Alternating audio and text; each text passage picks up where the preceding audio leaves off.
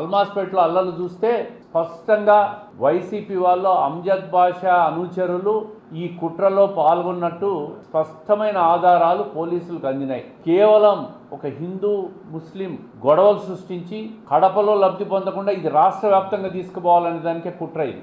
ప్రభుత్వానికి అందరూ సమానమే, ఎవరు చట్టాన్ని ఉల్లంఘించినా చట్టం తన పని తాను చేసుకుపోతుందని చెప్పి పోలీసులు ఈరోజు రెండు వైపుల కేసులు కట్టారు. ఇన్వెస్టిగేషన్లో మాత్రం స్పష్టంగా వైసీపీ వాళ్ళ హస్తం ఉన్నట్టే వచ్చింది. ఇతను అమ్జద్ బాషా అల్లుడు, ఇతని పక్కన ఉన్న ఇతను ఉర్ఫాన్, ఇతను మనుషులను తరలించి నేరుగా రాళ్ళేసిన వ్యక్తి. దీని వెనక ఇఫ్తార్, ఇతను భారత్ ట్రావెల్స్ అంట మటన్ షాప్ పెట్టుకున్నాడు.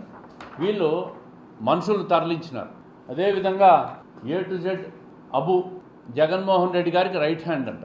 ఇతను ఇండ్ల మీదికి రాళ్ళు తీసుకుపోయి పేర్చి అక్కడి నుంచి రాళ్ళు వేసినాడని చెప్పి పోలీస్ ఇన్వెస్టిగేషన్లో తేలుతా ఉంది.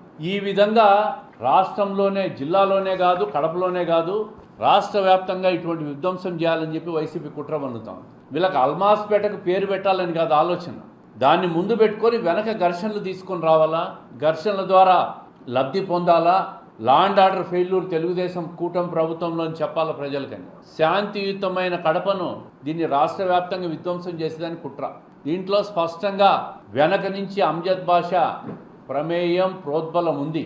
గత ప్రభుత్వంలో ఏదైతే అరాచకాలు, భూదందాలు, గొడవలు, ఘర్షణలు జరిగినాయో అవన్నీ కూడా సమసిపోయి ఒక శాంతియుతమైన పరిపాలన 2 సంవత్సరాల నుంచి జరుగుతూ ఉంది.